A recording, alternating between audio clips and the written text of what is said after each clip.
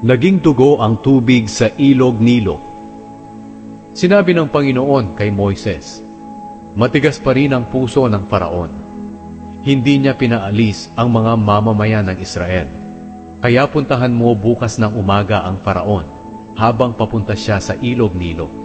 Dalhin mo ang baston na naging ahas at makipagkita ka sa kanya sa pampang ng ilog.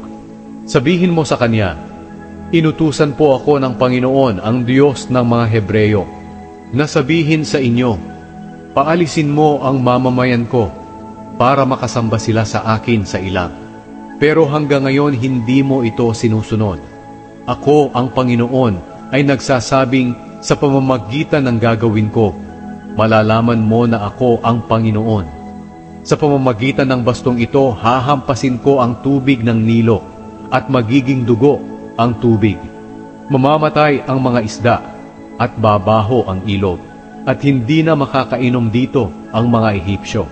Sinabi pa ng Panginoon kay Moises, sabihin mo kay Aaron na iunat niya ang kanyang baston sa lahat ng tubig ng Ehipto, sa mga ilog, sapa, kanal at sa lahat ng pinag-iipunan ng tubig, at magiging dugo ang lahat ng ito.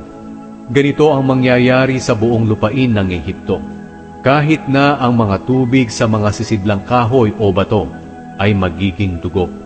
Sinunod nila Moises at Aaron ang iniutos ng Panginoon.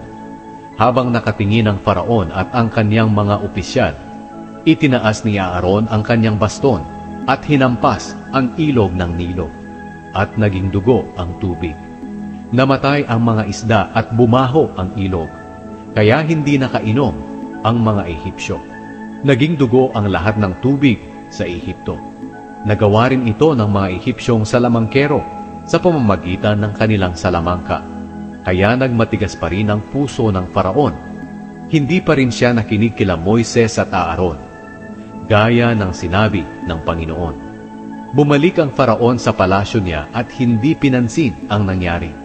Naghukay ang mga Ehipsyo sa palibot ng ilog para makakuha ng tubig na inumin, dahil hindi nila mainom ang tubig sa ilog.